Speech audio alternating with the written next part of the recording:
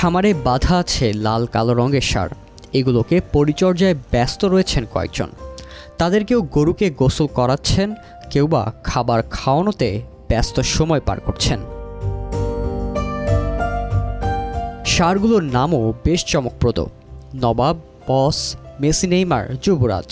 বাহারি নামের এই ষাঁড়গুলোকে প্রস্তুত করা হয়েছে আসন্ন কোরবানিদের জন্য।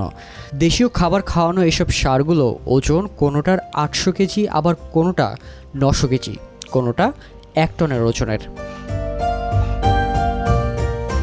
শতাধিক গরুর এই খামারের যাত্রাটা শুরু হয় মাত্র 2টো গরু দিয়ে। পরিকল্পনা, কঠোর শ্রম দিয়ে এখন আস্ত খামারে মালিক মনির।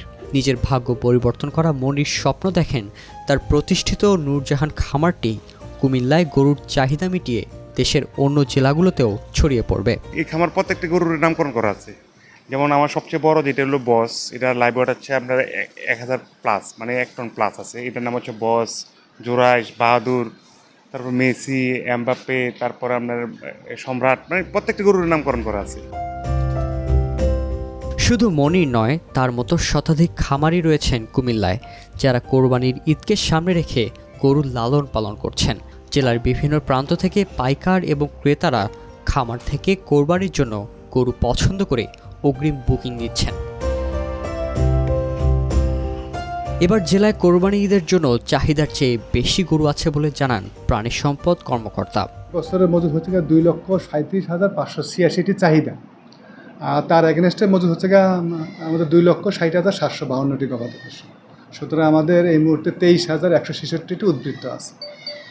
সুতরাং উদ্বৃত্ত থাকার কারণে কুমিল্লাবাসীকে আশ্বস্ত করতে পারছি যে আমাদের এইবার গবাদি পশু হাটে কোনো প্রকার পশু সংকট হবে না। সুতরাং উদ্বিগ্ন না হয়ে ধীরে সুস্থে দেখে শুনে আপনারা আপনাদের গবাদি পশুটি ক্রয় করবেন।